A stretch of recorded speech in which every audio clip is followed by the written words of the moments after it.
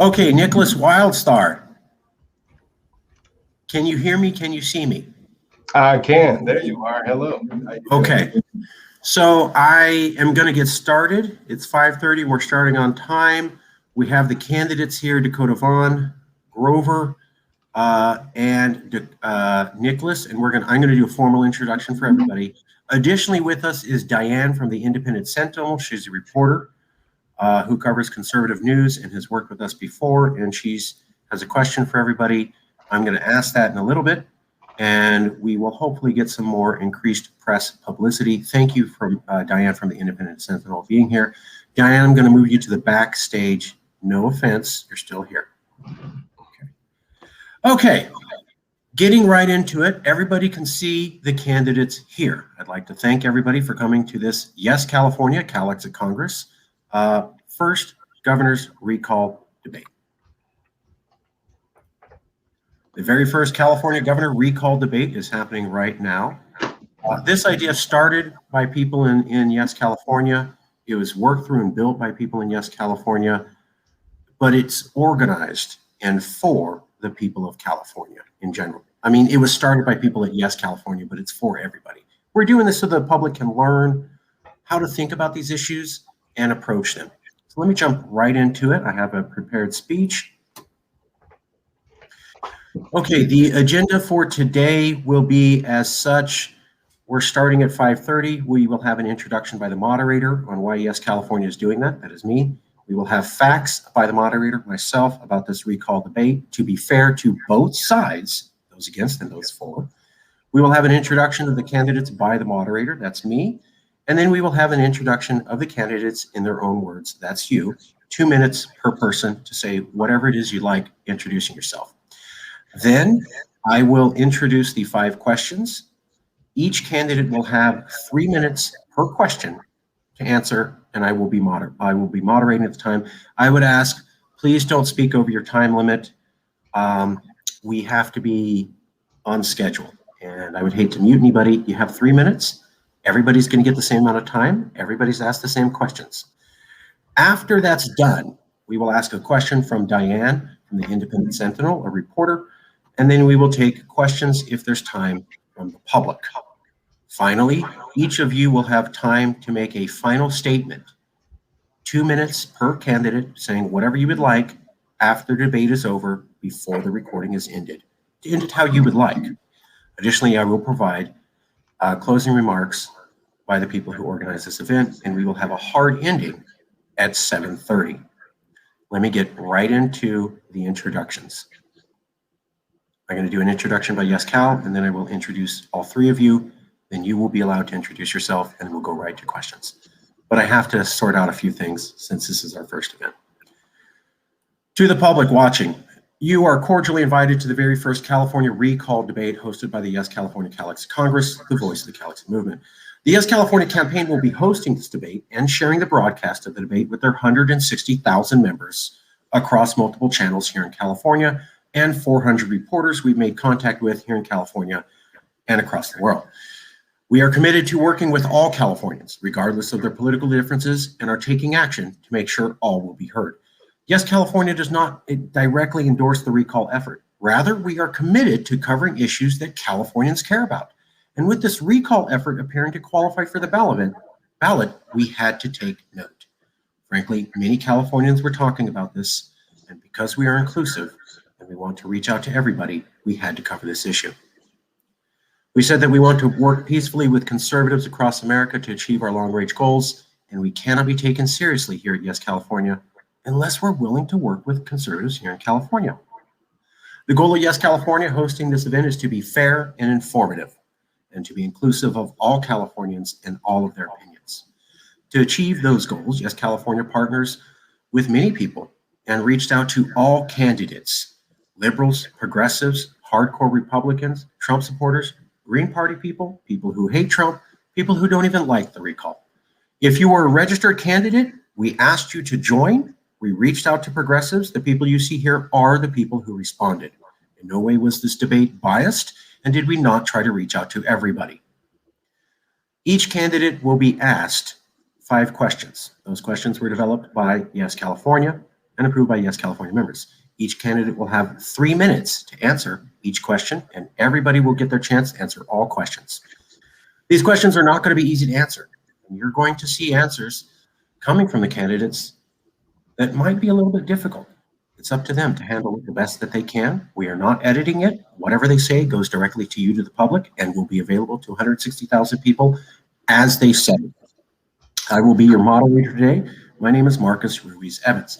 I've appeared in the Washington Post, New York Times, Chicago Tribune, San Jose Mercury. Additionally, with Comedy Central with Trevor Noah, and on Fox TV with Jesse Waters and many other hosts. I've been on both left and right publications. The concept of hosting this event, the questions for the event, the design of this debate panel were not created by me, but by the members of Yes California. Now let's get right to the facts of this debate so that we can be fair. Governor Gavin Newsom did save thousands of people's lives and kept this world's 5th largest economy at least from collapsing. Maybe he didn't do it right. Maybe it could be done better. But this was an unprecedented challenge. Nobody had seen a pandemic in 100 years.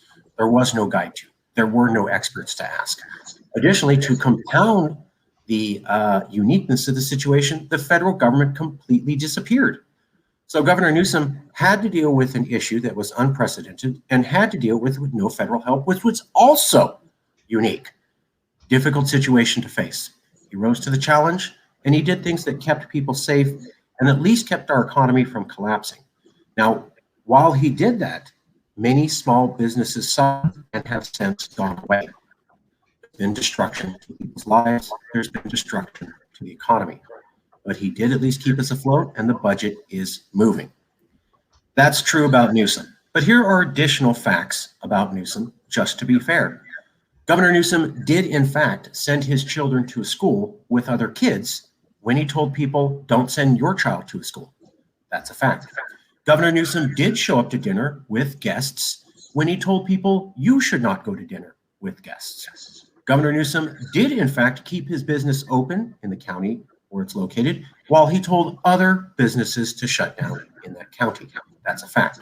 Governor Newsom did say that he was not going to release the model that all the decisions for reopening the economy was based on science, because he felt the California public was not intelligent enough to understand it correctly, and he refused to share that model. That is a fact. Governor Newsom did not call out the Los Angeles County government when they said, we will release the scientific findings showing who and why businesses get shut down, and then totally backed away and refused to show the evidence after they said they would. Newsom never called them out. That also is a fact. Additionally, the Sacramento Congress recognized that Governor Newsom was keeping people alive and jumping into an unprecedented situation, and he needed emergency powers. But after a few months, the elected officials by us, the people of California, said, can you come and speak to us about what you're doing?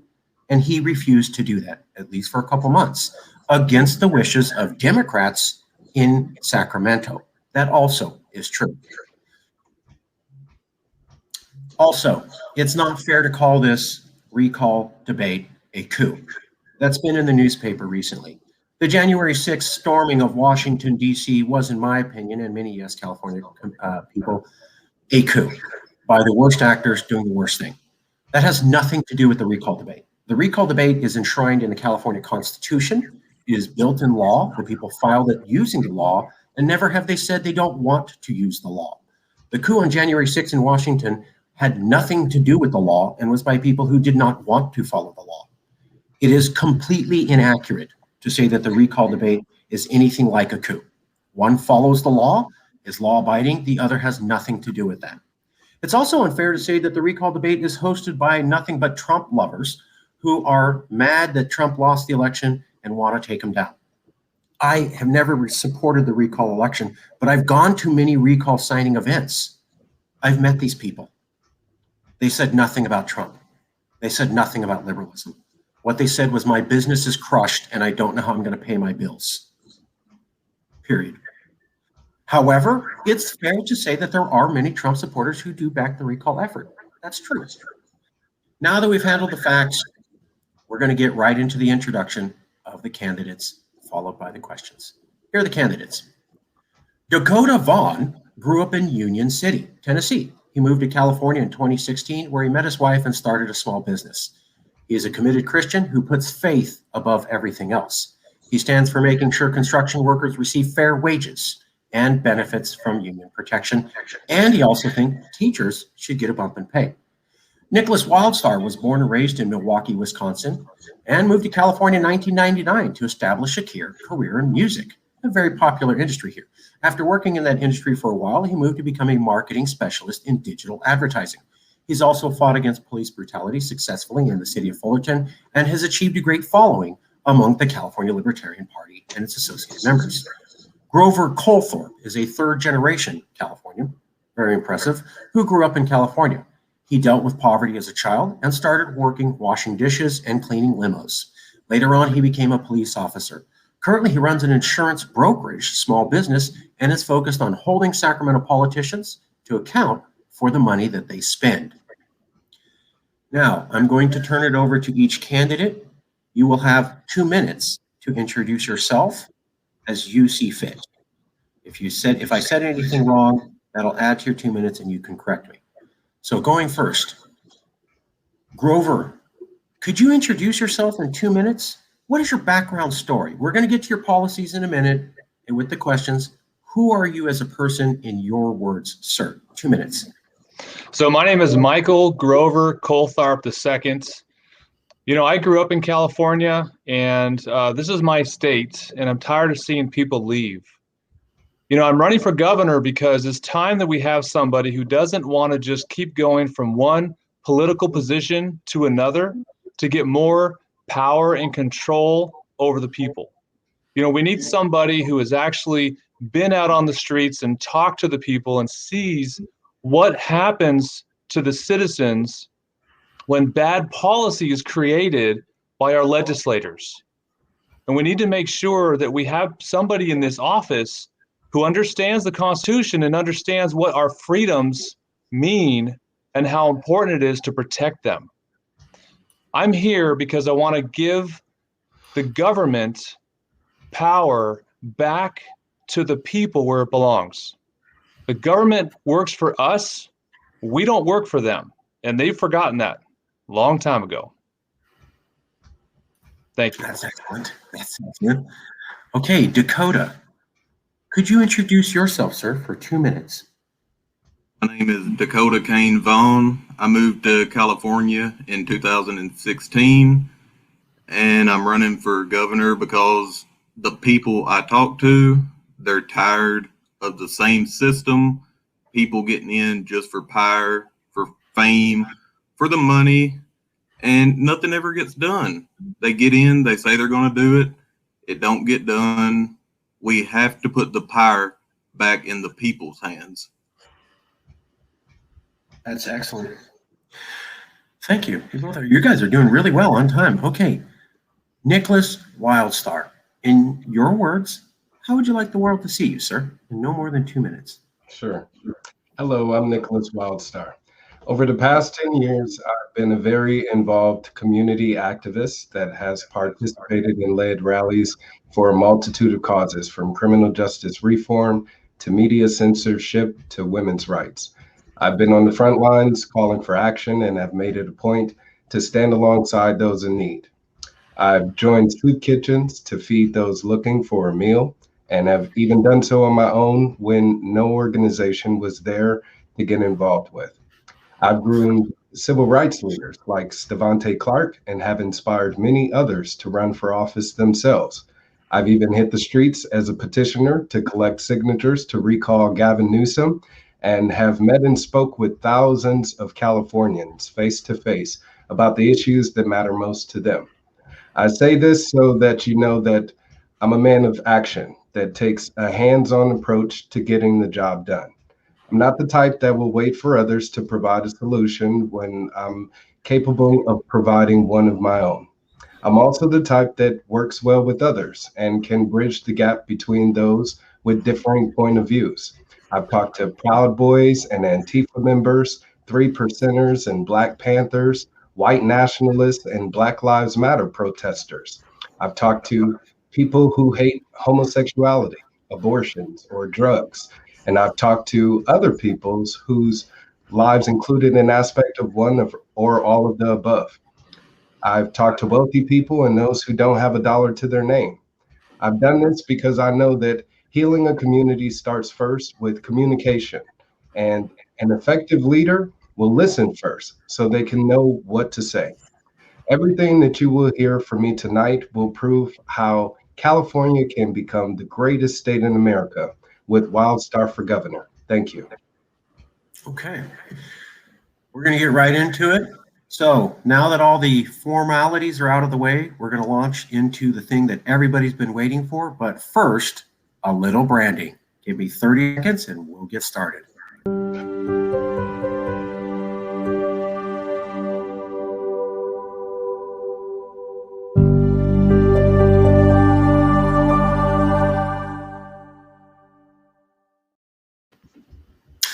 Okay, here's the first question. How would you have done better than the current governor at dealing with this pandemic? A lot of the recall debates about the pandemic. How would you have done better? How would you have done differently? Why should people think that you would be a better leader? 3 minutes per person. We're going to go in order of first name. So Dakota, 3 minutes, sir. How would you have done better? Simple. I would have kept the businesses open. I wouldn't have killed our businesses. And you have to remember too, let's not forget about the $1 billion face mask deal that Newsom made with China. A lot of people don't know that. He gave $15 million into lead vaccine task force when there's over 6,000 other pharmacies that could have done it as well. But I would have kept the businesses open. You know, he went against his own regulations. As you stated, he had dinners when he kept all of us hostage, and yet we're still not open. Everything's just basically starting to gradually open back up. I would have opened way beforehand. It's been way too long. We have to get our businesses open, and we have to get people back to work. Okay, so your answer is that you would have just kept the businesses open at least a lot longer than the current governor, and you would have not bought the equipment out of China like the governor did. Is that fair? Absolutely not. I would have bought it right here in America. Okay, thank you very much. We're going to go to Grover next. Grover, how would have you handled this pandemic much differently? Well, first of all, I understand how it is, and my heart goes out to those who lost members of their families and friends to COVID. I've lost 2 family members. I had COVID myself last year, and so I know how it is and how serious this pandemic is. But what I would have not done is I would have not shut down these businesses and taken the rights away from the business owners to provide for their families. You know, they chose to stay open to provide for their families and also provide for the employees so they can provide for their families. You know, suicides skyrocketed during this pandemic. The other thing that I wouldn't have done is I wouldn't have sent armed state officers into businesses to intimidate people to shut down, like a Gestapo from a communist country. You know, we've had historically, according to the CDC, we've had several pandemics, and not one of those warranted shutting down our economy. And we haven't seen the end of it yet. So you would have also not shut down the businesses, and you would have been less militant in enforcing the regulations. Is that a fair statement? Definitely. Okay. Nickolas Wildstar, how would you handle the situation differently, sir? Well, I know a lot of people aren't going to like hearing this, but it's up to people themselves to protect themselves. That's not government's job. So you take that risk as an individual when you go outside the house each day. And even before coronavirus, that risk was always there. So it's not like people are dropping like flies. So if you go outside, you are again taking that risk upon yourself, and government can't force you to do anything that you don't want to do. On the flip side, because people aren't dropping like flies, we are seeing these lockdown precautions cause a severe risk to people's livelihoods. I mean, here we are over a year after this pandemic has been declared, and there's a little over 50,000 people that have died from the pandemic. That's unfortunate, of course, because any loss of life is awful. But because of that, over 40 million people in the state of California have been forced to not be able to leave their homes or live their lives as they would like to. So that's extremely unfortunate, and we definitely should not be forcing anybody to be having to stay in their homes based on data that it isn't based on casualties, I would think. And also, of course, with the jobs, not deeming one person's livelihood to be more important than the others. I mean, everybody's life and way of providing themselves is essential. So shutting down restaurants for having indoor dining when, restaurants like French Laundry are able to stay in business and seat guests like Gavin Newsom is, of course, extremely contradictory. Thank you. Sorry. We're going to try to stay on time. Thank you very much. I apologize. Let's go to the second question. And there might be follow-up questions from the public. We'll see. Here's the second question. The governor's race is about 1 year away. Why do we have to do the recall now? Can't we just wait? Whatever damage he's done is done. Why does he have to be removed now? Why can't we repudiate him voting in the near future? Dakota, your response, sir? Well, he's already had thousands upon thousands of people sign wanting him gone. There's people literally in the streets just with petitions wanting him gone. He's already had 6 recall petitions filed in the last 3 years since he's been in office, since 2018. He's failed to enforce the immigration laws. He's put illegals before citizens. He vetoed 3 wages for construction workers. He's not for the California people. He could care less about us. He's done nothing to help the people of California. If you get 6 recall petitions filed on you in the last 3 years, why hadn't this guy been going already? It don't make no sense. Everybody I talk to says he should have been going in 2019. So what's the real reason that he hadn't already been going? It looks like the signatures are there. The people want him gone. So what's the holdup? We have the highest taxes in the nation. He's done nothing for that. Everything continues to go up. The housing, it's impossible to buy a house in California. The rent is extremely ridiculously high in California, and nothing has got said about that. It seems like he's just in hiding, and all of a sudden, since he's getting recognition of the recall, he's starting to come out more and do more. But, it's kind of too late. The people's already spoken. Got to stop you there. Thank you.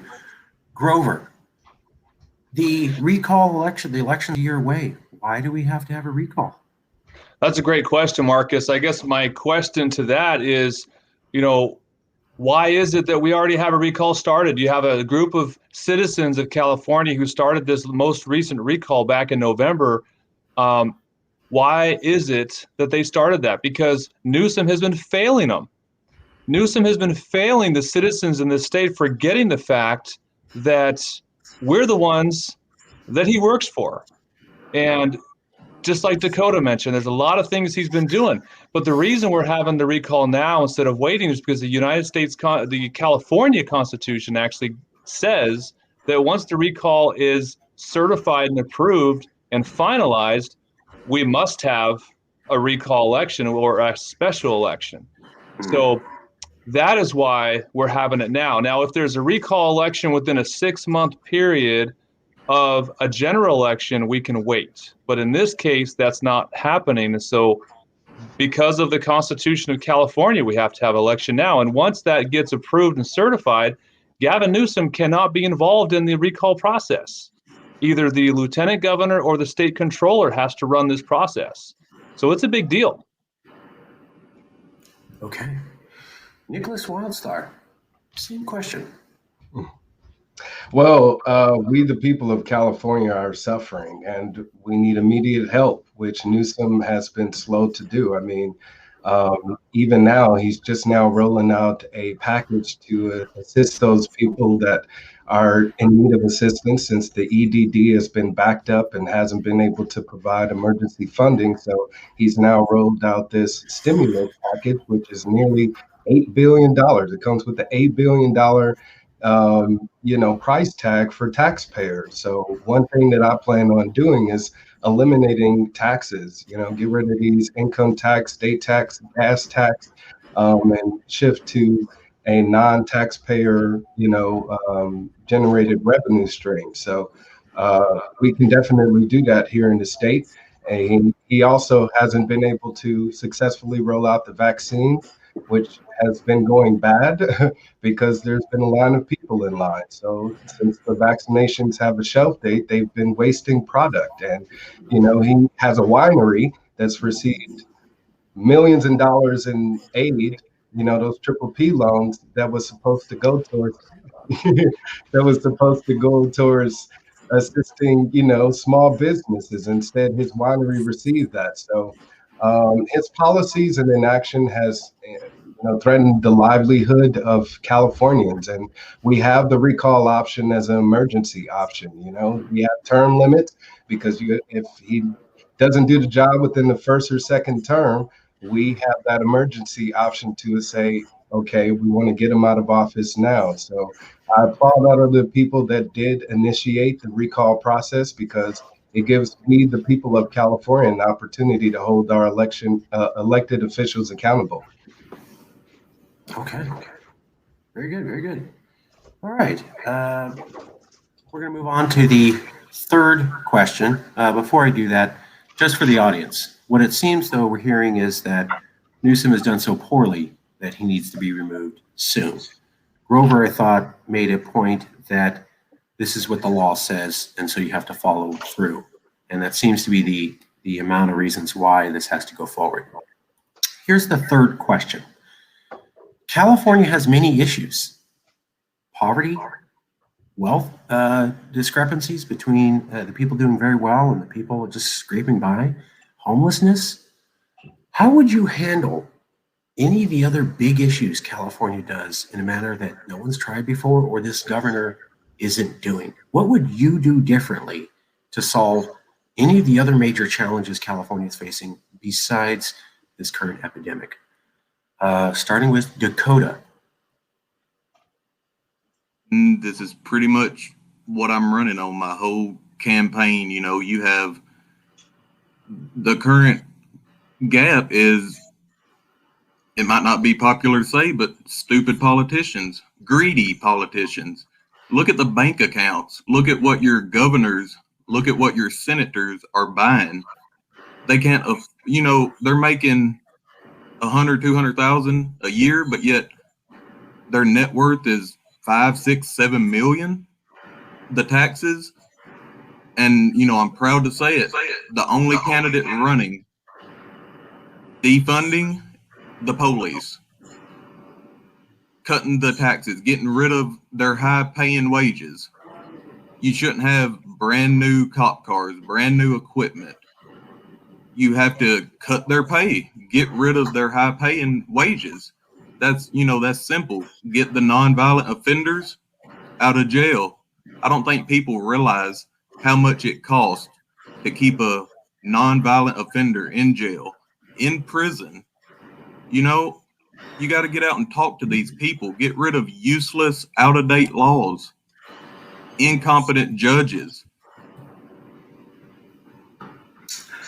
Dakota, if I wasn't mistaken, defunding the police and increasing pay for teachers are traditional progressive planks. Is that a fair response of your stance, sir?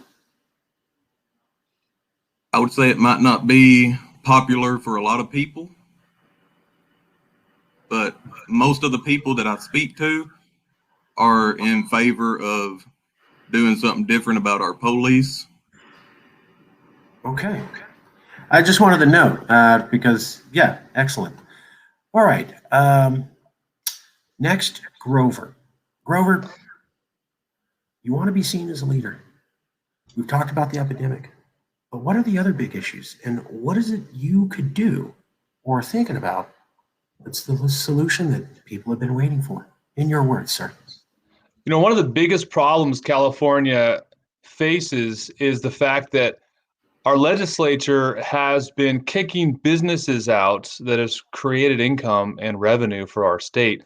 And they think that just taxing people that are working hard is going to fix the problem. And so hence we have the income gap, because you have the people that are barely making it are being taxed so much on everything that they do that they can never get ahead.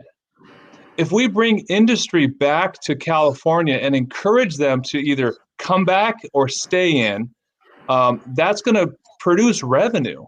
And if we have revenue coming in, we're going to be able to fix the pension problem. We're going to be able to fix the issues with the high taxes, because if we have revenues coming in from the businesses, we can reduce the income tax and allow the people to have more opportunities.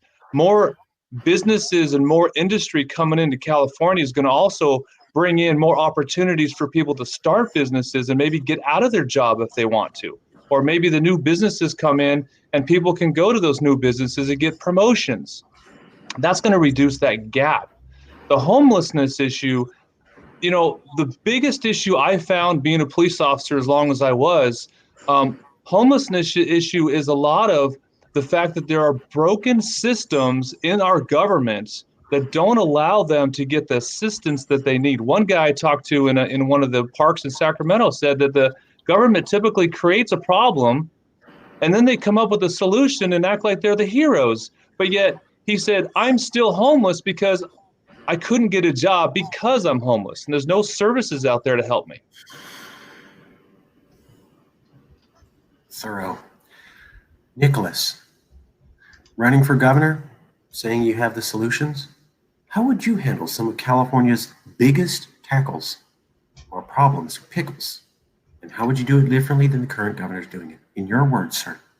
Absolutely. Well, my plan is to actually solve the problems by providing solutions. I mean, with homelessness, instead of spending tens of millions or hundreds of millions of dollars on temporary housing, like with Project Roomkey, I would actually build homes. I mean, you asked about doing something different. Something that hasn't been done is building 3D printed homes, which is what I do once I'm elected governor. These 3D printed homes can be built in less than 24 hours for less than $5,000 each, and they're self-sustainable. So this, of course, could be provided as immediate emergency housing to those in need.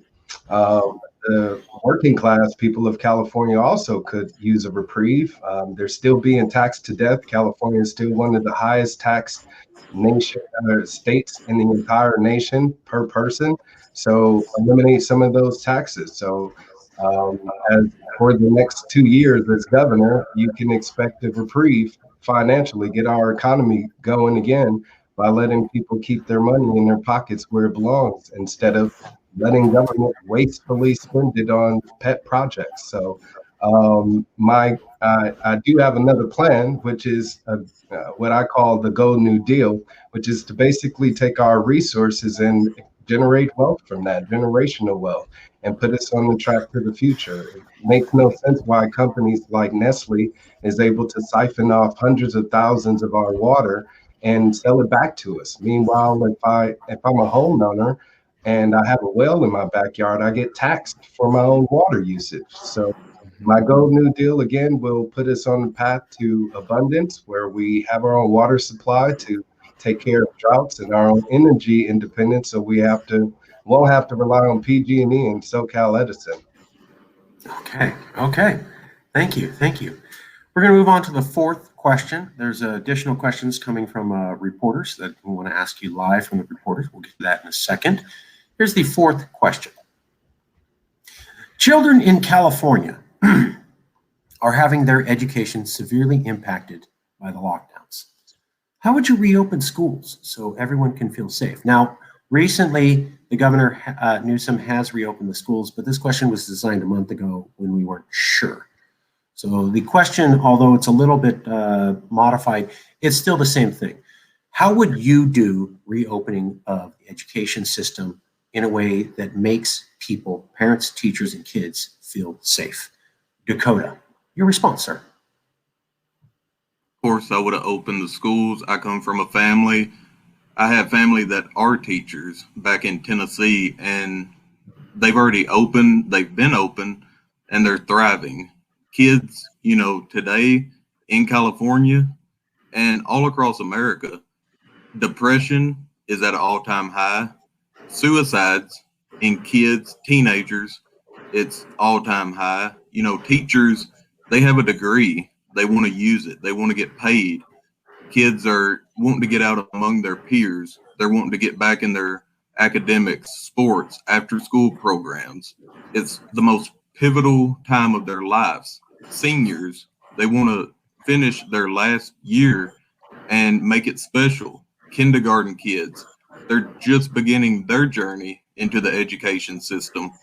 They want to be able to enjoy it and go, but they was robbed for so long of that. But I would have reopened schools, yes, immediately. I wouldn't have robbed these kids of education or these teachers without pay, without doing what they love to do. So your response, if I'm getting this correctly, would be to just reopen the schools, and that would basically be okay with most people. Is that a fair summary? And make no mistake about it too, don't let people think, well, the teachers was getting paid while the schools was closed. The teachers were not getting paid. Don't get fooled by that. The teachers wasn't getting paid. They were having to find other jobs on the side and basically just live by either support from family, husbands, wives, whoever was working. But do not get fooled by saying the teachers were getting paid. They was not. Okay. At least the ones I talked to, they wasn't. Same question. How would you reopen California schools in a way that makes everyone feel safe who has to partake in that? Grover. I don't know that there's really a way that everyone's going to feel safe. I would open the schools like right now and have the masks be optional, because we don't have any evidence that schools are a place where COVID is being transferred from children to adults. The data and the science that we're supposed to be following is unknown to us. And Gavin Newsom seems to think we're not smart enough to read it or know about what the updated science is. So I would open them up right away. Masks will be optional. And the teachers' unions right now, according to a teacher I spoke to a couple of days ago, the biggest problem that I am being told about is the special education students are the ones really suffering the most, and their parents and their families as well, because they're not getting the ability or they're not given the ability to go back to school where they're safer, because they have that environment that they're used to, not because it's dangerous at home, but because they're safe in their environment that they're used to going to every day. They have to be in their consistent program. And so we need to let these children come back to school. The teachers want the kids to come back to school, because what's happening, the teachers are actually doing more work for less money than they were before, because they have to figure out this audio visual stuff that they've never been able to do. And they have to try and maintain and manage these young kids, for instance, without being able to be near them and touch them. Keeping a 5-year-old's attention on a computer screen when they're not playing a video game is very difficult, right? So these schools need to be open right away completely, and the unions need to get out of the way and let these students actually have teachers in the classroom. This plastic around the tables and desks, people need to remember that viruses don't just stop because there's a piece of plastic next to them, right? I mean, we have to be reasonable here about what's going on. Let's open them. Okay, thank you. How would you reopen the schools in a way that's safe or feels safe for the average Californian and the people they care about? Nickolas.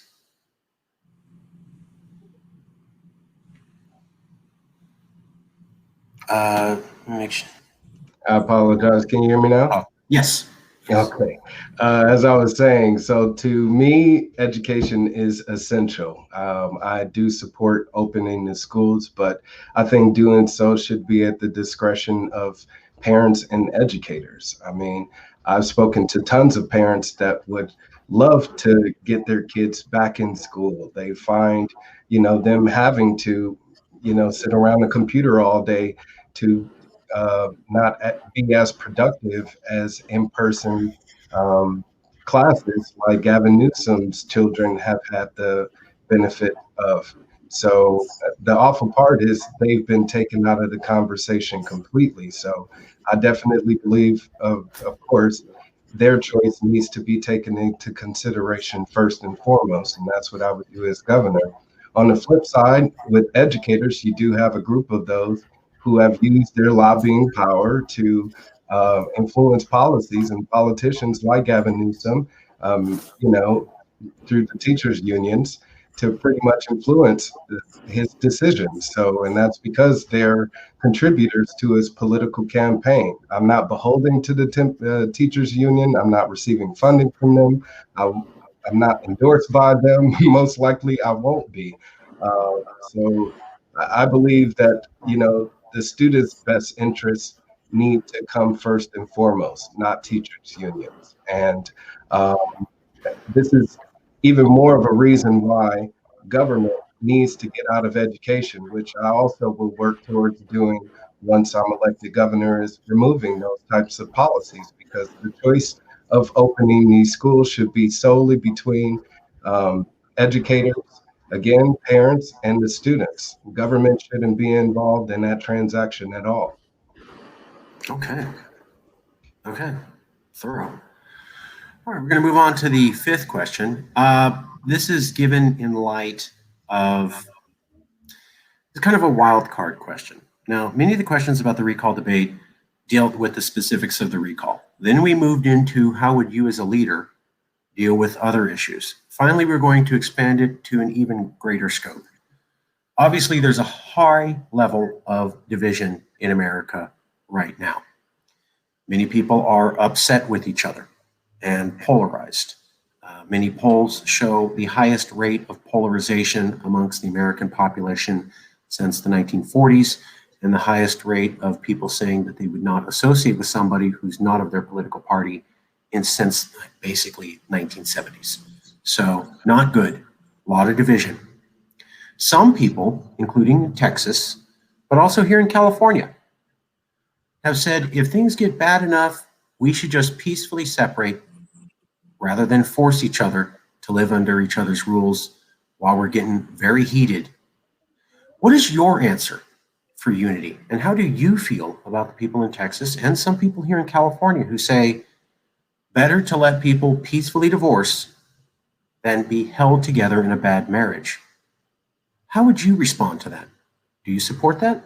Or would you have another plan on how to bridge the divide and bring everyone together in the most polarized climate America's faced in about 60 years? Dakota. I think unity is always best. Try to bring people together, get along, but at the same time, our country, our people, we're more divided now than ever. Even probably in the Civil War days, you have people fighting within their own parties, Republican, Democrat, their own parties are fighting. You can't get along. So would I support succeeding? I think it would be hard from the people I talk to. You're talking about having to reform military, having to pretty much reform and rebuild everything. I would definitely, if the people wanted it, put it on the ballot. Let's see if it gets passed. If it gets passed, then there's your answer right there. But for me to just pull the trigger and say, we're done, we're out, see you on the flip side, I don't think that's something I could say yes to unless there was an absolute dramatic measure. But I would definitely put it on the ballot and see what happens. And if it gets passed, then there's your answer. Very quickly, before we move on to the next person, what is your plan for unity then? Things are polarized, they're divided. How do you bring unity? Dakota. You have to bring unity, and you don't bring unity through power. I don't think you should overpower and just bully to get unity. You have to have unity through peace. Bring people together. You know, I see, and maybe I shouldn't say it, but, you know, if the Crips and the Bloods can get together and hold a barbecue, and, you know, I think Republicans, Democrats, anybody can get together and be, you know, unified, get together. I don't see why we're not getting along. Okay. Same question to you. Now, obviously, peaceful separation is a radical idea. But if that's not the one, how do you deal with unity during the worst polarized climate in half a century? Grover. Well, Marcus, first of all, you know, California has enough resources to be our own country if we wanted to, right? We could pull away. The problem is we don't allow ourselves to. We can't even keep our lights on during the summertime when we know it's hot every year in Northern California. We can't even do that. We're closing power plants down, and we're buying our electricity from outside of the state. We import a good portion of our electricity. So even if we wanted to, we wouldn't be able to because we can't even run our own state. So as far as keeping people unified, you know, first of all, when you have a governor who classifies or names people as essential and non-essential, how is that unifying people? I believe people are human beings and we all should work together as one purpose. And I think that's what this recall is really doing, is that doesn't matter what side of the aisle you're on, we're all together. And if we look at Californians as human beings, not the Black community, the Hispanic community, the Asian community, what are they doing? Why are we keeping track of what color people are when they get services or benefits from the state? Why does that matter? Should it matter? Because if you talk to the different groups, it doesn't.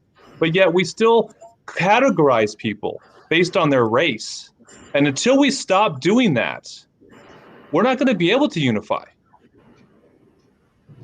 Wow. Okay. Obviously, the topic of peaceful divorce is a radical solution, but the alternative of doing nothing is also radical and untenuous at best. Nickolas, how would you handle this? What is your response? Indeed. Well, I believe that independence is the right of a revolution. If someone fights for their freedom, then being able to think for themselves and make their own choices is a benefit of that. So they should be able to claim their independence. And California definitely deserves that opportunity. I mean, right now we're the 5th largest economy in the world, but we also loan more money to the federal government than we borrow. So we're a donor state. So if we want to move up that economic ladder, then we, of course, could change that relationship, change the amount of taxes that we're paying to the federal government, which is exactly what I plan on doing. So The one thing about the federal government is they pose such a risk to the state of California, and they have administration after administration. We see that, whether it's too many taxes or too many regulation or, bad politics. I mean, Ashley Babbitt, she probably would still be alive if she wasn't so heavily invested into a presidential election. So it's obvious that federal policies do put the lives of Californians at risk. So I will do everything in my power as governor to improve that relationship between the state of California and the federal government. And it will be transparent. So the people themselves will see me making that effort. But if all else fails and things aren't getting better, then I hope they would support my executive decision to separate from the United States. Ultimately, that choice would be up to the people of California, since again, they would see everything for themselves. But I would stand by them on their choice if they wanted to, again, claim their independence. Okay, that was interesting. That was very interesting. I'm going to bring on a special guest. We've just answered the 5 essential questions. I'm going to bring on reporter Diane with the Independent Sentinel. Let me see if Diane is there. Diane. Yes, we've just answered the 5 essential questions. I'm going to bring. I need you to kill the mic and your we're getting a little bit of feedback. Yes, Diane. Diane from the Independent Sentinel. Hi, can you hear me? Yes, can you hear me? Diane, can you hear me? Hi. I'm not sure if you can hear me. I can hear you. This is Diane Herman. I'm a reporter for the Independent Sentinel. I'd like to know how you would handle the influx of immigrants coming across the southern border and how you would provide and pay for the needed services that are already stretched to the extreme. Okay, you heard the question. We're going to do the same thing, 2-minute answer per person. Everybody's going to the same amount of time. So let's go with Dakota. How would you respond to that in 2 minutes, sir? Everybody's going to the same amount of time. So let's go with Dakota. Okay, Dakota, could you answer the question, sir?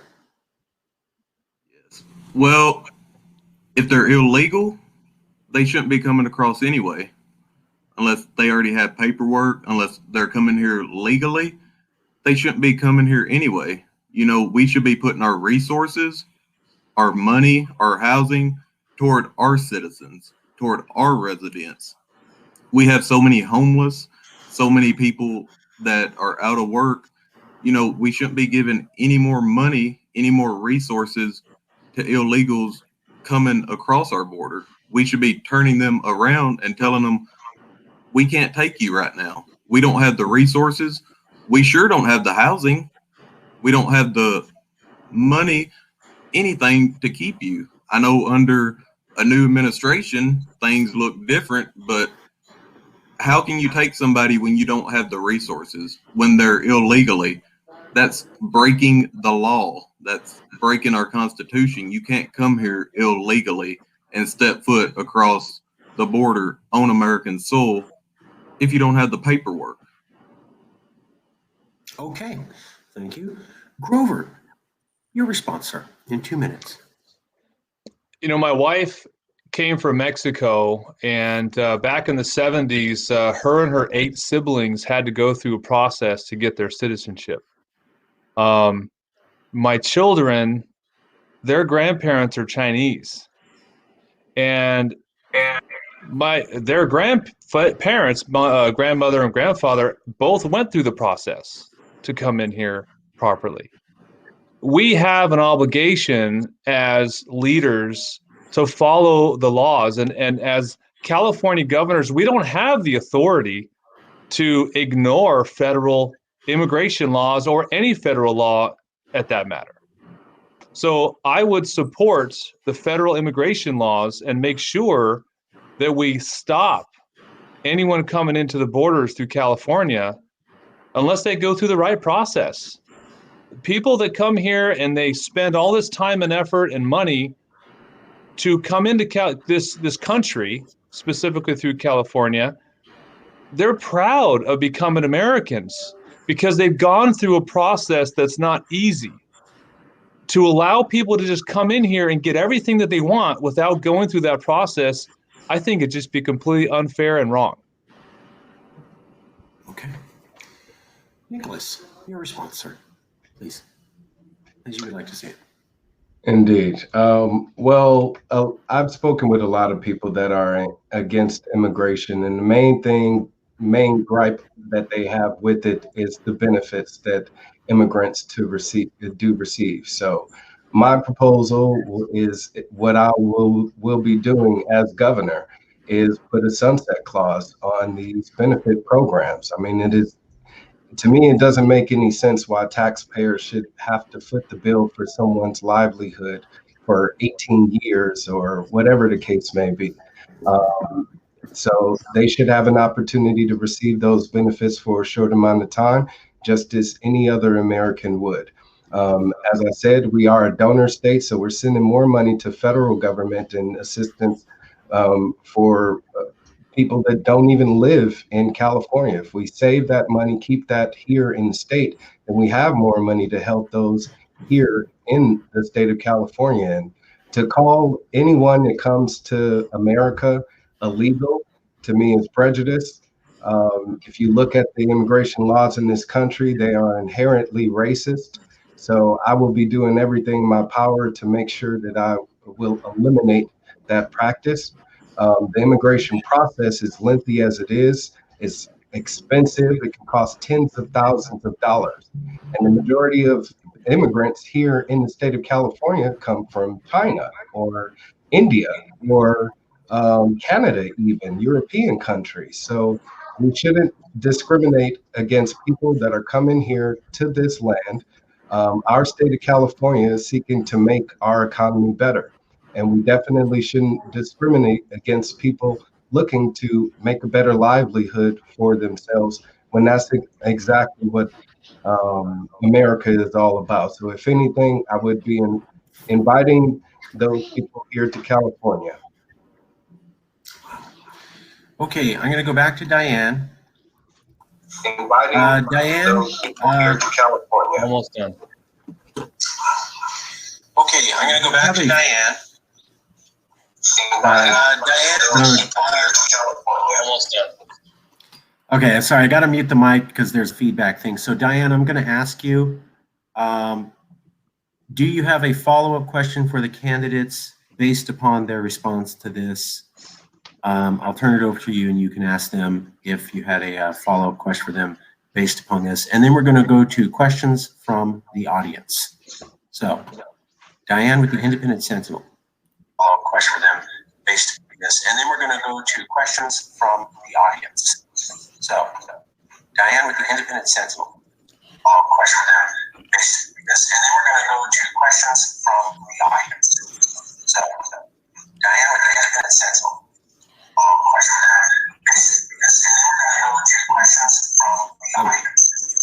Diane, can you hear me? I the opportunity to pose a question. Just a little background. I was born in California, raised in California, didn't leave until I went away to college. So this conversation is really important to me and means a lot to me. So I appreciate the opportunity to pose a question, and I appreciate your forthright answers. And I'll go ahead and turn it back over to you, Marcus, and thank you. Okay. Thank you, Diane. That was easy. Okay, yeah. All right, we're going to go right into questions from the audience. We have questions, so if you are on YouTube watching this live, if you type in a question, we see it here at StreamYard. Send your questions in. We're going to go right into questions in the order that they came.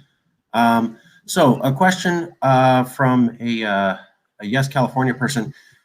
Do you support forced vaccinations? So this is kind of a hypothetical question. Let's say vaccinations are here, everybody can get one, Yes. Nobody has to wait at all.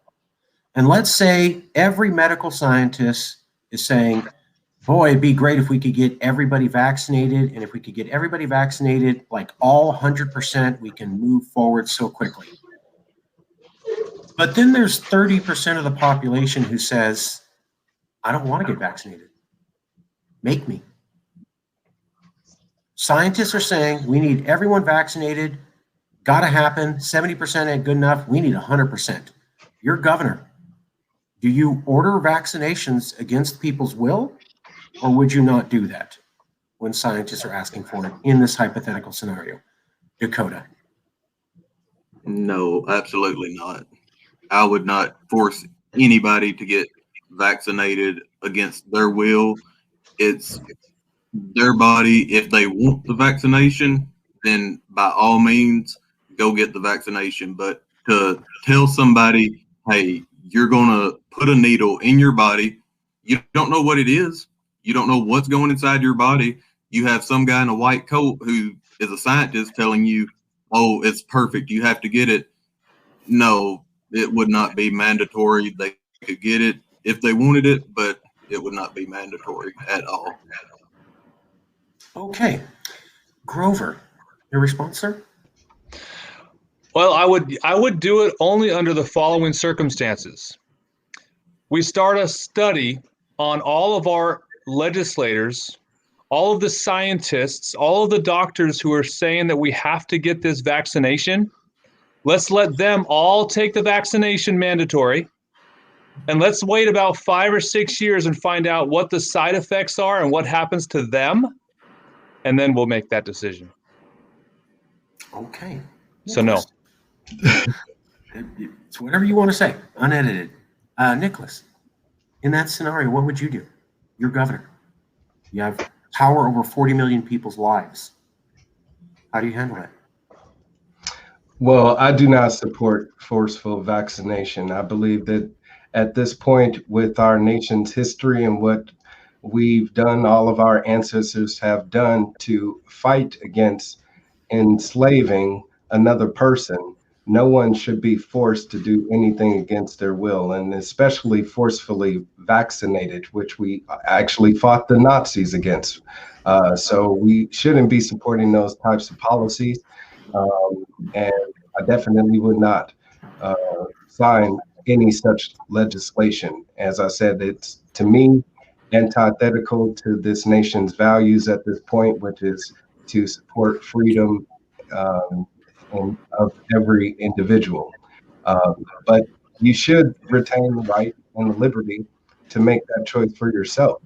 Right now, the vaccination is being forced upon us, but there hasn't been any discussion about any natural remedies, any other types of treatment, like a inhaler, I believe, that was even created by a doctor out in Israel. There hasn't been any discussion or offer about that. So it's sad to now see our government pretty much become peddlers of vaccinations for big pharma. So I definitely don't support that at all. As governor, I do support nullifying SB 276 and 277, which mandates vaccination of our children in order, and adults, in order for them to be in education. So our kids, in order for them to go to schools, they have to be forcefully vaccinated. And again, for any educator or childcare provider, they must be vaccinated. So I would remove that mandate as governor of California and restore our right to choose for ourselves. Okay. Okay, next question. Kind of a follow-on one. This is from Yeshuan. The previous question was from Sam. This is another YesCal person. Yeshuan asks, would you support requiring the vaccine to meet at large gatherings or attend school? So in this scenario, you don't have to take the vaccine just to get by, but you can't go to school if you don't take the vaccine, and your kids aren't forced to take the vaccine, and you can't go to church or any other large gathering if you don't all take the vaccine. So you don't have to do it, but you don't get access to your rights if you don't do it. Let me pull off 1 second here. Turn this 1 second, sorry.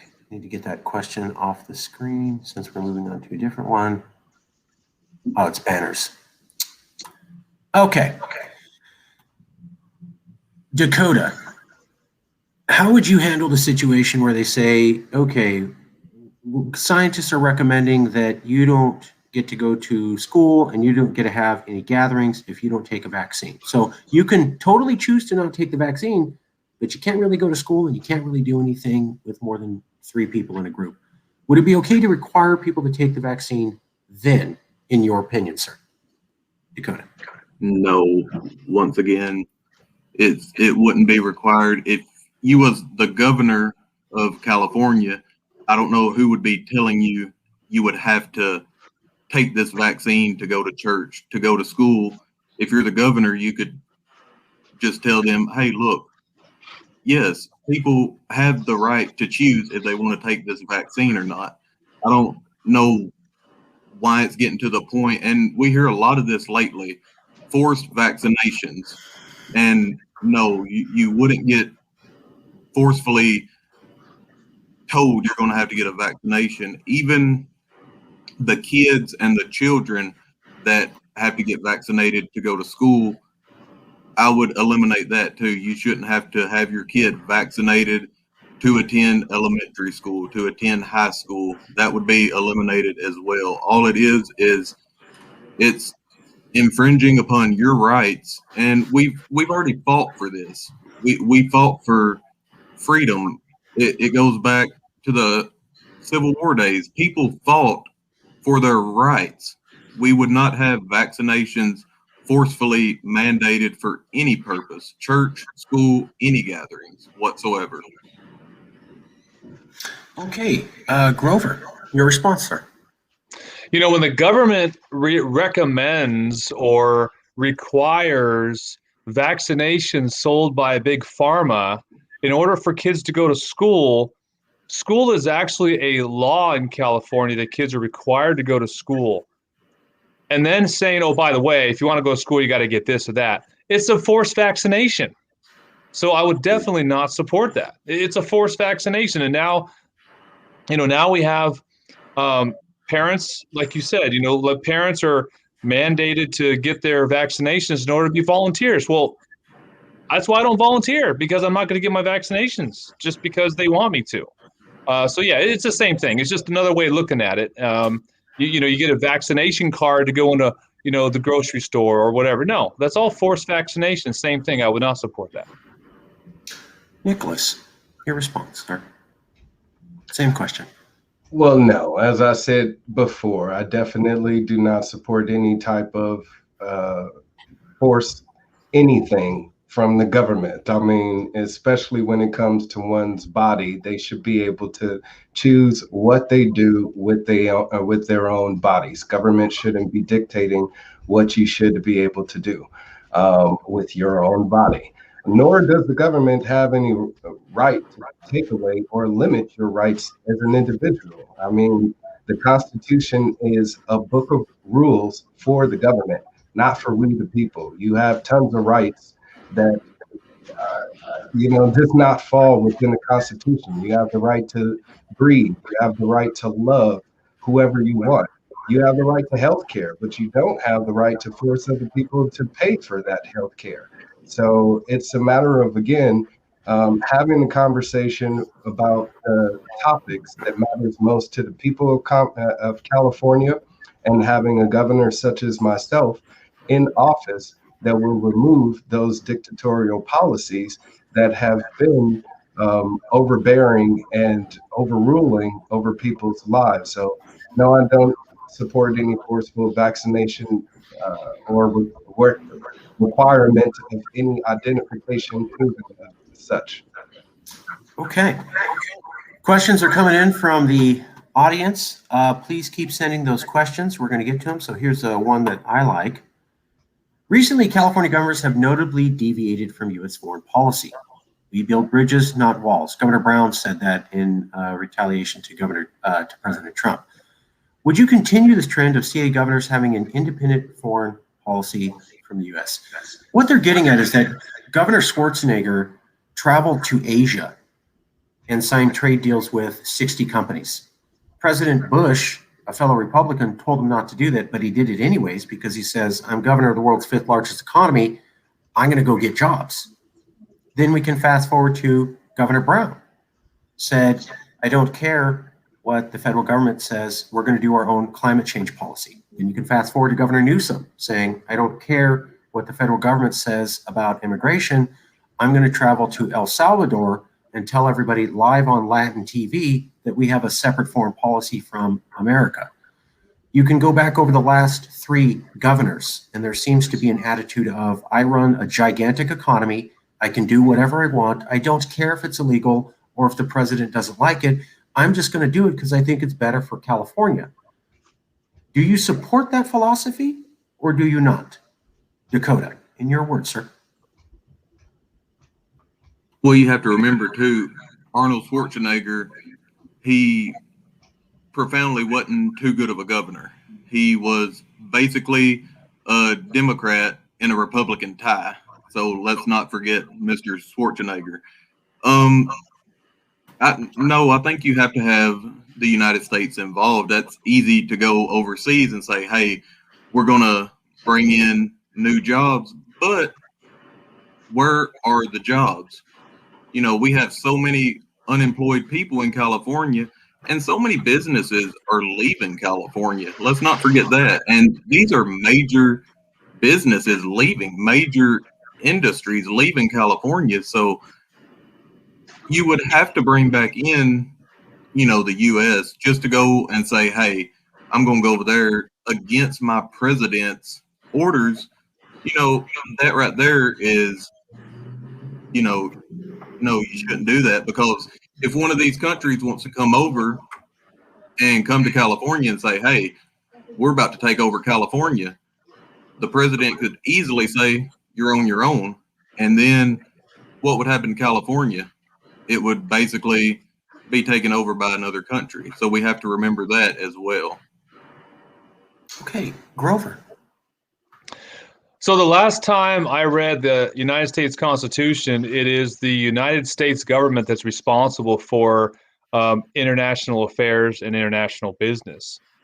My job as governor would be responsible for making sure that I bring jobs into California, not because it's my responsibility as a government official to do so. It's because it's the government's responsibility to get out of the way and let the businesses come into California and create jobs and build our economy.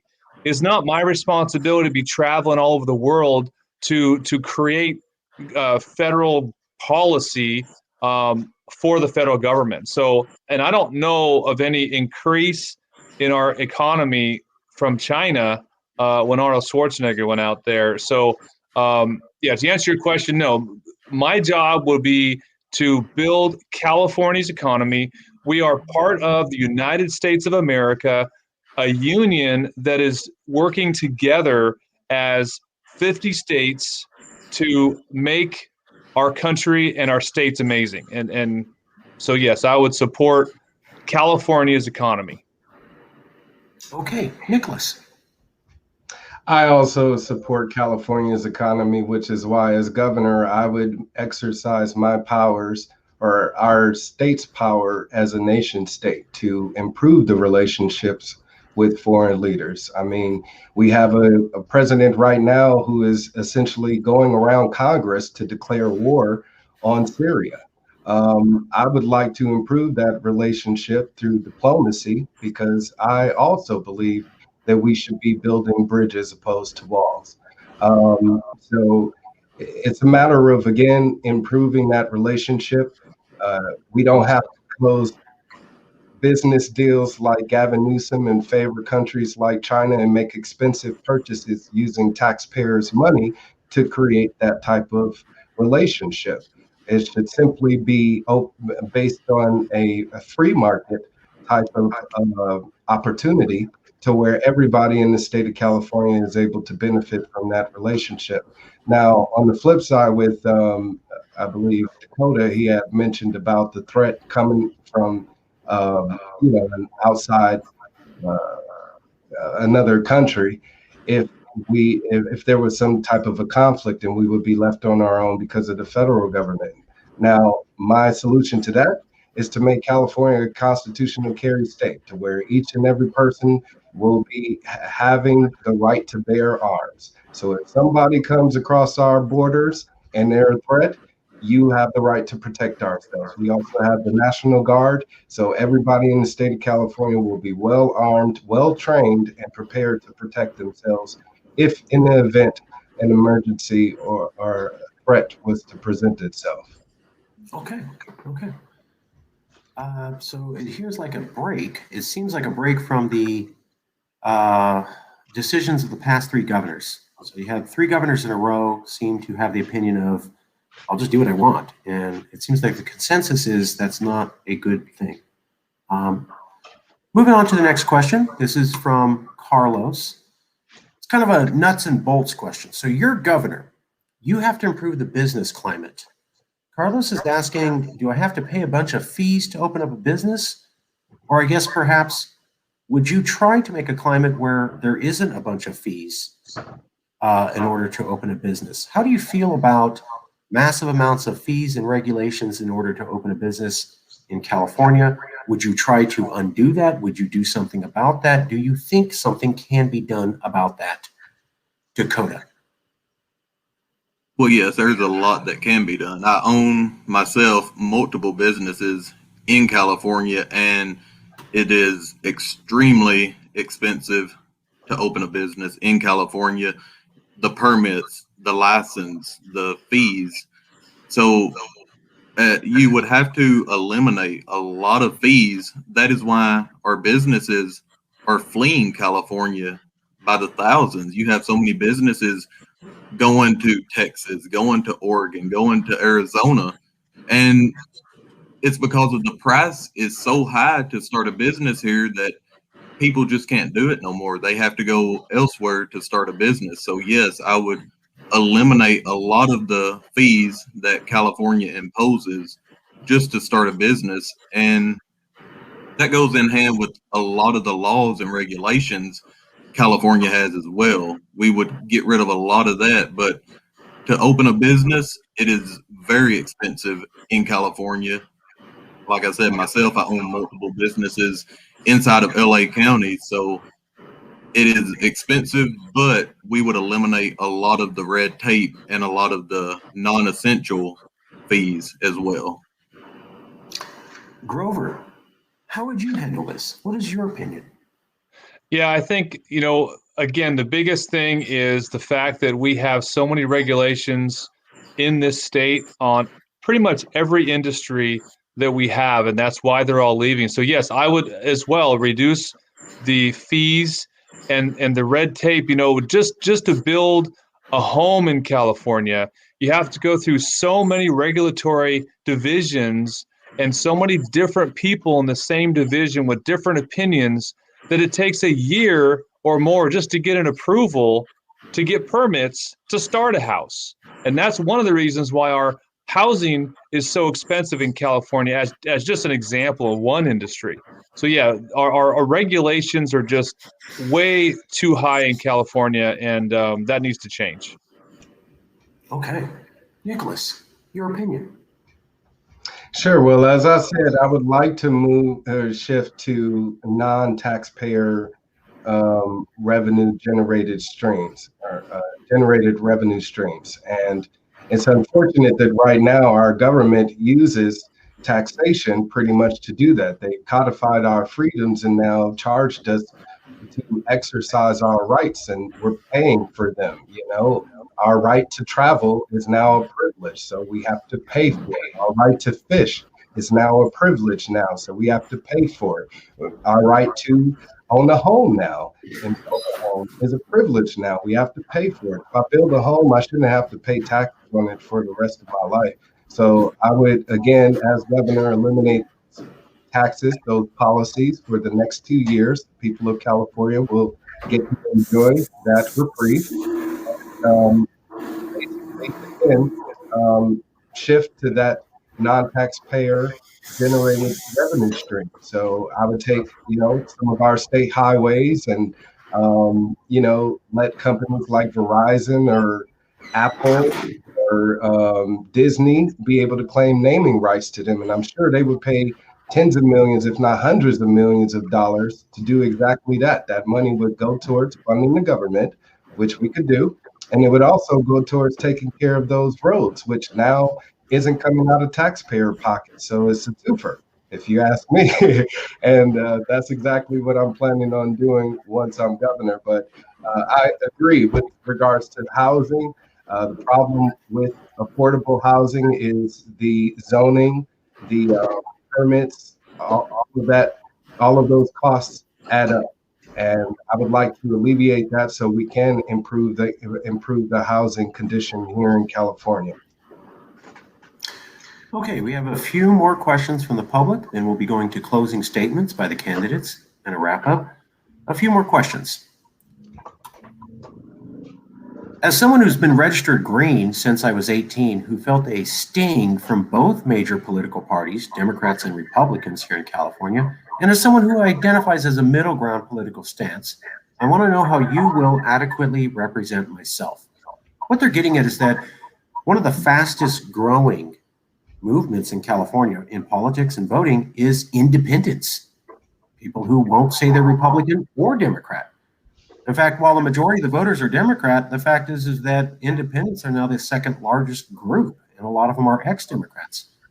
How will you reach out and be the voice of independent voters who aren't that big a fan of either major political party? Grover. Well, the biggest thing that I think needs to occur is we have to reduce the taxes that we're burdening the people with. You know, we have the gas tax, right? The gas tax is 50 cents on the dollar. It's supposed to specifically go to the roads. You know, we doubled our DMV fees with Jerry Brown to fix the roads, but none of it's getting done. So if we would simply do what we're supposed to do with the taxpayers' dollars, I think we're going to help everybody become more financially better off, because we're not going to be working so much just to pay our taxes. And when we pay our taxes, hopefully we're going to have less taxes, because that's the whole idea, right?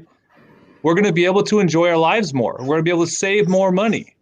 So that's how we're going to be able to help the independents, is by allowing them to get their freedoms back from being taxed on a regular basis and told what to do from the government. Okay. Dakota, I made a mistake. I should have called you. Grover, thank you. Dakota, I apologize. Dakota, how would you respond to that question? Basically the same thing. You have to talk to people that basically like us. Everybody wants the same thing. Cut the taxes. Get rid of the stupid laws that we have here. You know, you shouldn't go to the DMV and it shouldn't cost you an arm and a leg just to get your vehicle registered. You know, we have smog laws, and a lot of people might not agree with me, but you know, we have to get rid of the smog. It's time for California to get rid of the smog. It's stupid. It's outdated. People can't even go to work because their car don't pass a smog test, which is completely, it's just a scam in general. You hook your vehicle up, perfectly good vehicle, a great looking vehicle, good working vehicle, but it has an aftermarket product on it, so you can't use it. You know, it's another money scam by California just to take your money. And you know, if you get rid of smog, you get more money in your pocket. You get to drive the vehicles that you have in your yard. You know, some people have 3 or 4 vehicles in their yard.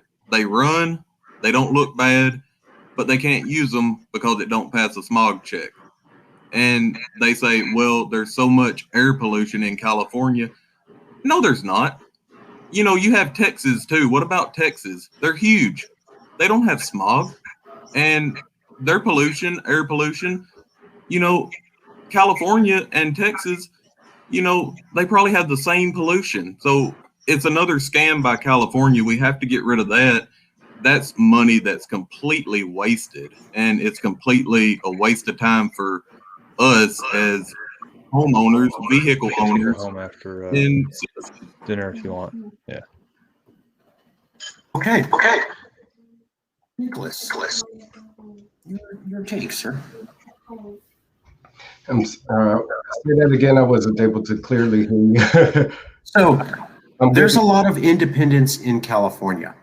While California is majority Democrat, it's not fair to say that the second largest party is Republican. In fact, tied with them is independents. Independents come from Democrats, come from progressives, but also come from conservatives. How would you reach out to independents who are people who are not infatuated with either political party? What would you do to say, I'm not perfectly wedded to the parties, but more I'm a leader for you as a person? Nickolas Wildstar, in your opinion, sir.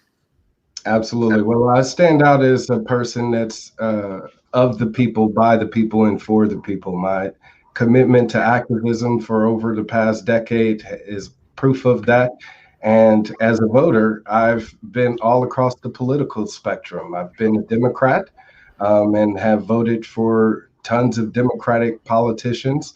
I've voted as an independent. I've voted as a Republican. So I understand when it comes to what we demand from our political representatives, what's necessary, and that's a nonpartisan approach. For them to be independent minded and take away all of these policies that are creating more division between people that may have opposing views on a specific topic that may be controversial, whether it's drug use or abortion or immigration, or whatever the case may be. These are issues of our society where, again, government shouldn't have such a heavy involvement. And as governor, that's exactly what I will do, is limit that presence that our government has right now, at least for the next 2 years. That's all I'm asking people is give me elected for the next 2 years. You'll get to see the difference that I'll be able to provide as governor. And if you don't like it, you can go back to your two-party system politics and those candidates that use demagoguery to pretty much keep themselves in power and keep these issues that divide us as Americans apart. Divided, together we stand, divided we fall. I want to unify the people of California in freedom. Okay. I would just ask if anybody is watching this program on any other device but your laptop, if you could turn that off. There's a little bit of feedback that usually means another device or the volume is up really high on your end, but whatever. Okay, this question is for Dakota, but to be fair, everybody will be allowed to answer it. Vern Nelson says, Dakota may not remember how hard it was to breathe about half the time in Southern California in the 1960s and 70s. I think this is getting at that many Californians feel that the air quality was bad and that the smog laws helped make it better. Dakota, but then everybody will have a chance to respond. Dakota, a response to this question, sir. Right. You're right. I don't remember. I wasn't born in the 60s or 70s or 80s, or I was born in 93. So no, I don't remember, but I can tell you this much. I have talked to people that was born in the 50s, 40s. I've talked to people 70 and 80 years old, and they have stated that the smog is a complete waste of money. It's a scam. So I think it's just something that politicians have engraved in people's heads, so they start to believe it. Kind of like Newsom is wanting all electric cars, electric vehicles by 2035. It's complete nonsense. It's never going to work. I think we know it's not going to work, but as far as the smog goes, it's something that's been engraved for so long that people they wouldn't know how to think without it. So why would somebody want to spend hundreds and hundreds of dollars to get vehicles smogged, every 2 years or ever so often, when you could completely save that money and have a perfectly good vehicle? Other states, they don't do it. Tennessee, Kentucky, Texas, they don't do the smog check, and, they're doing just fine out there. Okay. The question was originally directed at Dakota, but it's available for everybody. You'll get the same amount of time. Grover, would you like to add a comment? I remember I grew up in the 70s, and I remember being in long lines just to get fuel with my parents. And I remember even today going into LA and seeing that big, it looks like a cloud of fog, hovering over LA. And I know that smog is an issue, and I know that there has to be something done to make our air cleaner. And we have to be responsible about doing that. Canceling smog inspections, is that the right answer? I don't think it is, because we do have to have something in place to help keep our air clean. What the right answer is, I don't know. Requiring people to get rid of their cars if it's a certain age, those type of laws need to be removed from the books, because you're forcing people that can't really maintain their cars very well to go buy a new one. So there's things that can be done. Completely abolishing smog control or smog prevention, I don't know that that's a good idea for a economy of this size. We have a responsibility to participate in helping keep the air clean. Okay. Nickolas, you have a minute and a half to comment or not comment, your choice. Absolutely. Well, I believe we need to start shifting to become a resource-based economy, and utilizing renewable energies plays a significant role in that. I mean, as inhabitants of this planet, we all have a duty to take care of it, because we only have one of them. If we lose this planet, we're all dead. And if we want to make sure that we're all living, then we have to make sure that the air quality is great, and that our ground isn't polluted, as well as our water. So we need to start taking more care of our natural resources and improve that relationship with our planet. I don't think that should be done by force. And that's exactly what Gavin Newsom's policy has done, which mainly these environmental policies are revenue generators. I mean, with the smog check, and for truck drivers that are having to pay thousands of dollars to retrofit their trucks just so they can stay in business. So it's a way for the government to make more money, even though it's not slowing the amount of pollution in our sky. So we need to take a better approach to doing exactly that. It needs to be done by way of incentive instead of the iron fist. So as governor, I plan on moving to remove a lot of regulations like CARB, the California Air Resources Board. Okay. Another question here. We're going to do two more questions, then we're going to go to final closing statements. We are ending at 7:30 hard. This question is from Julian Serrano. My concern is education. As governor, how would you deal with the California Department of Education? How would you make schooling better for all of us? Dakota. Well, I think you have to have the schools open longer. You have to have, better resources to be able to stay at school longer. You have to have more money coming in to provide for your education, to provide that you're getting not only your essentials, books, everything that you need, but money left over, that way that you can have a place to stay, have gas in your car. If you drive an electric vehicle, make sure you can get to the electric station to charge it up. I know how hard that must be when you can't go to the gas station. So, the main thing it boils down to is having enough money, having enough resources. I know FAFSA, they really slowed down a lot with their money system, and you just have to have more money. Okay. Grover, how would you fix education in California and make it better for everybody? There was a time where we had 3 of our 5 children in homeschool.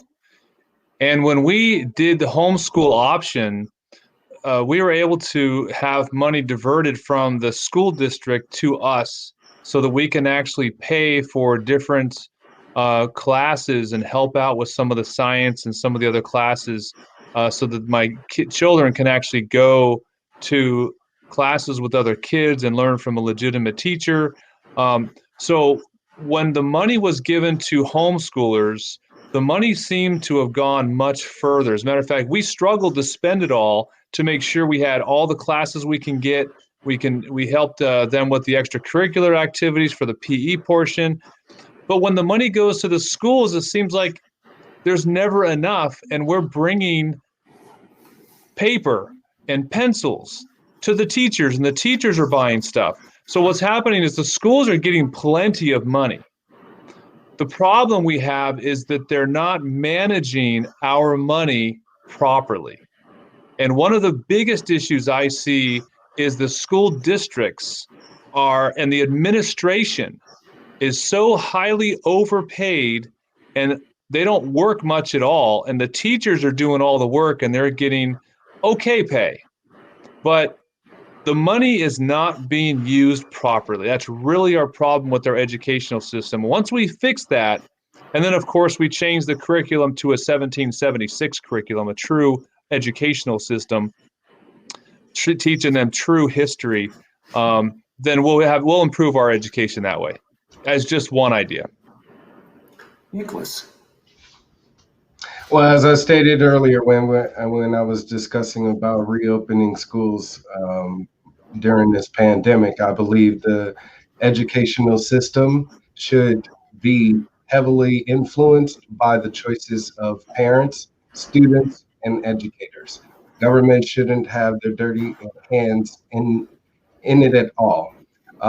So the educational system in California is two ways. You have the K through 12 program, which I again support more so of a hands-on type of control, like what Dakota was talking about, Grover. That way parents can be able to delegate where their money is actually going instead of, administrators.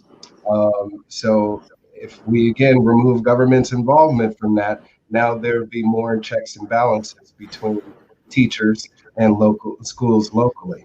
On the flip side, with higher education, I do support cancellation of debt of student loans. So I actually used to work in assisting people with consolidating their school loans, and have learned that many of them have been because it's predatory. I mean, Navient and Great Lakes have been proven time and time again to have been fraudulent and criminal in providing these loans to recipients. So anyone that has received a loan in the state of California will have their debt canceled by Governor Wildstar, since, again, President Biden will not act on student loan relief.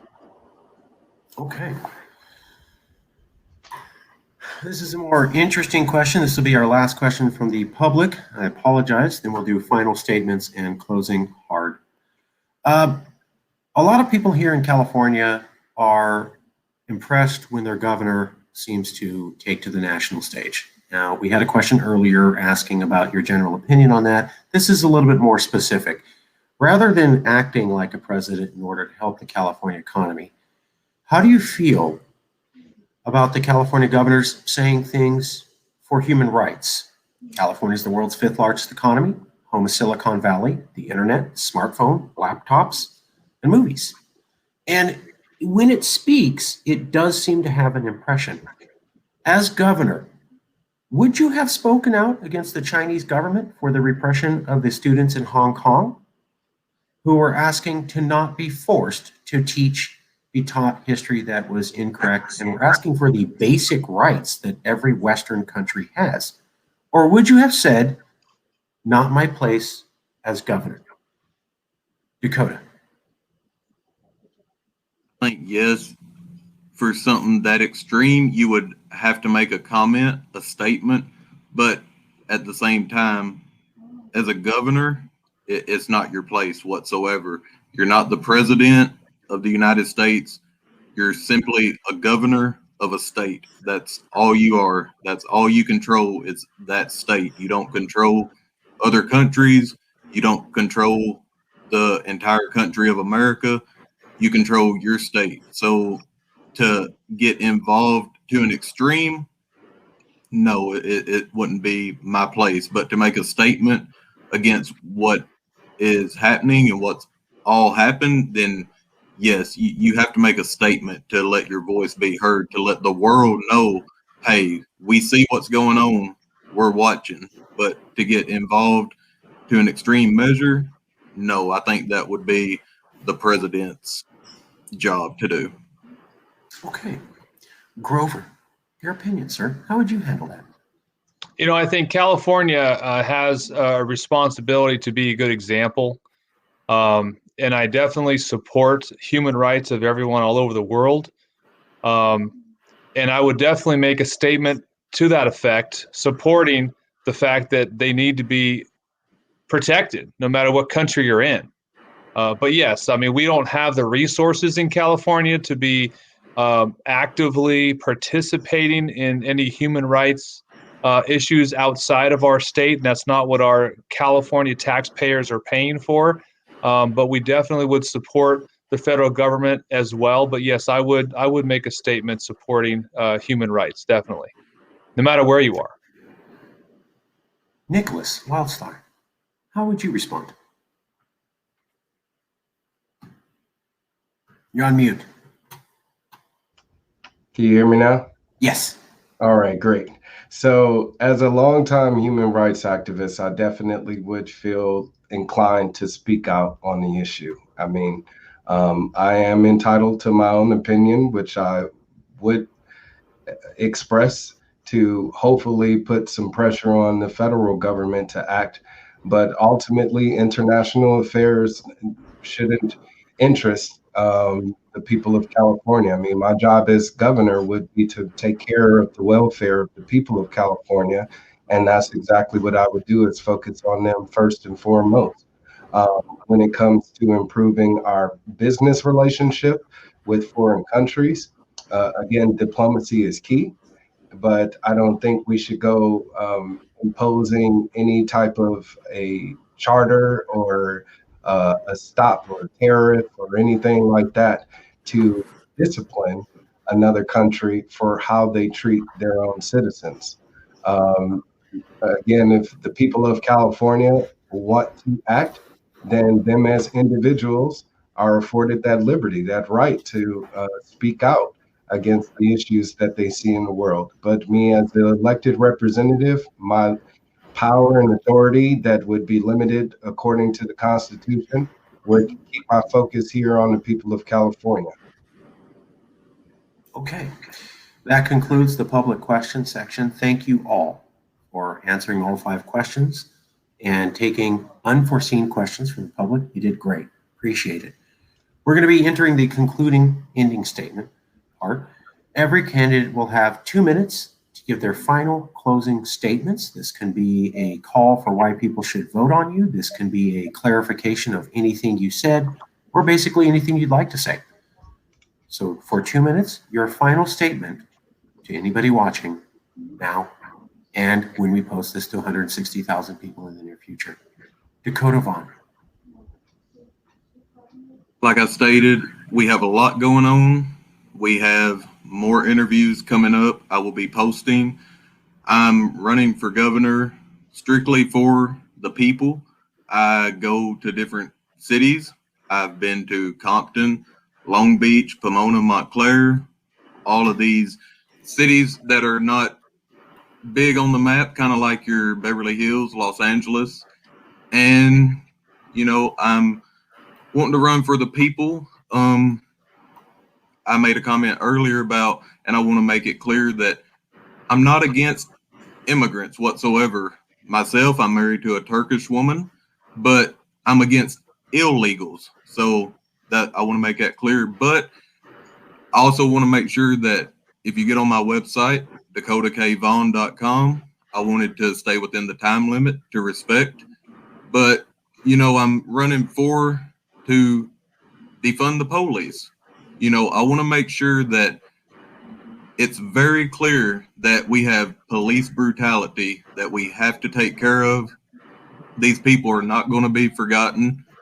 George Floyd, we have Breonna Taylor, and so many more. It goes back to Rodney King.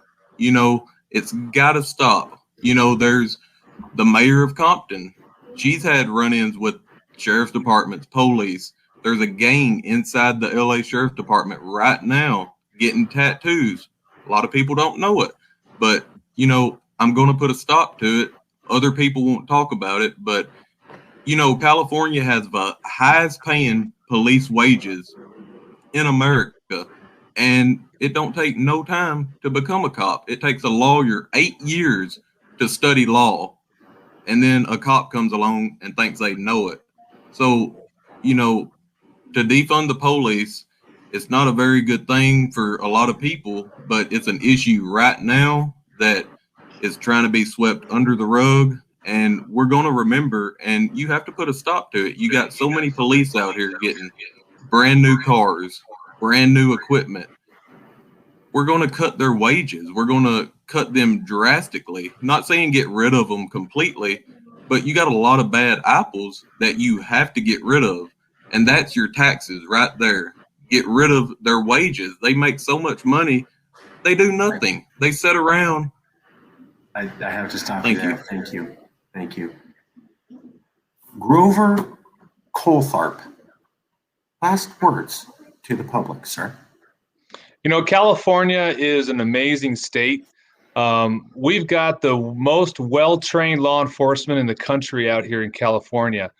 Our law enforcement agencies actually have their own departments within the department to monitor and fire cops that are bad. My goal as governor is to make sure that this state, the government of this state, is given back to the people of California. You know, the Constitution itself says that the power of the government is inherent in the people. And we have to make sure that the people's voice is heard.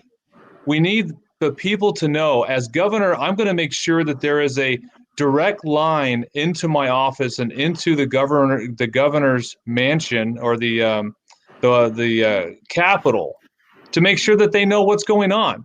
Nobody knew that in July our legislators tried to write a law to cancel the state of emergency. Nobody knows that back in July. Why didn't everybody know that? Because they are not transparent. They don't want you to know what they're doing. And I would be fine. People want police to wear cameras. Why don't we have all legislators wear cameras? Let's find out what they're doing. We elected them. Let's try that and see how it works. That's good. Okay. Nickolas, you have 2 minutes and 25 seconds. What would you like the people of California to know about you?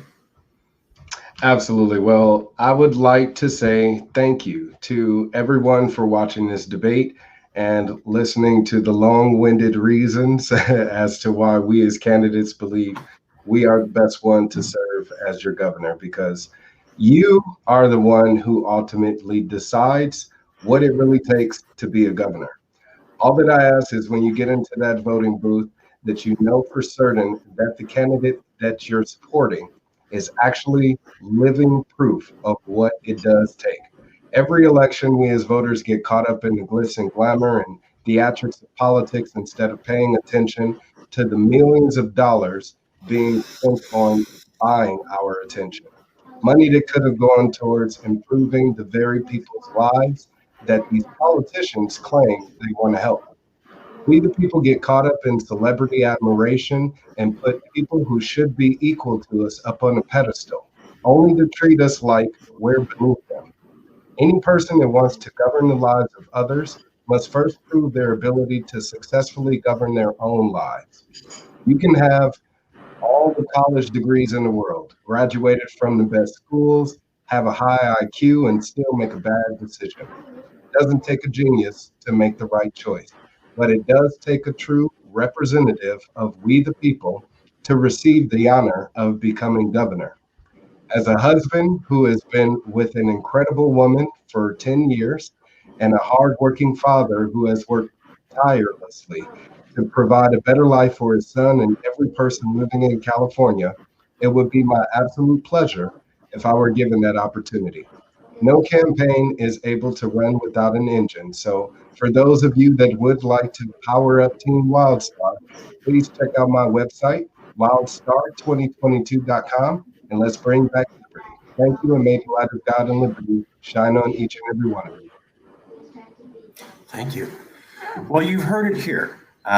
Final comments from me as the moderator and president of Yes California. This was a success. Our point was to show that there were people who were real life Californians and felt serious about this issue and were not motivated by some inherent horrible bias, but just because they thought things could get better here in California. We also wanted you to meet them on your own.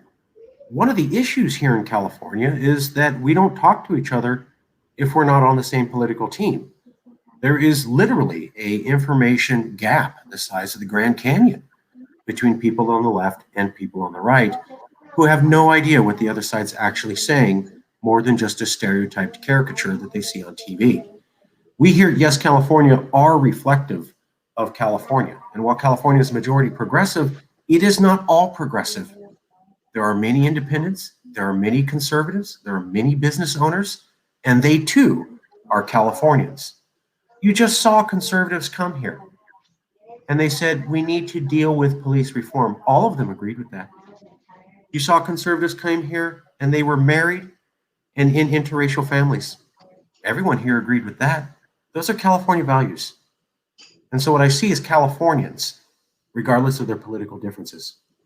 And that tells me we need to do a better job at speaking to each other and sharing information so that we can survive as a California region and so that we can govern ourselves better.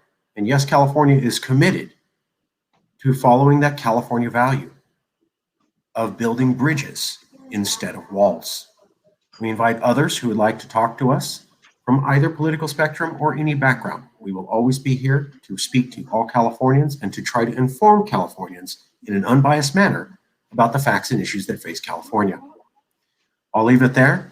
Please consider Yes California, the Calex at Congress, for any of your social activist needs, or if you ever want to talk to somebody who believes that you have the right to have an opinion, even if it's different from other people. I'll leave it there. Thank you to all of the candidates for coming. I really appreciate it.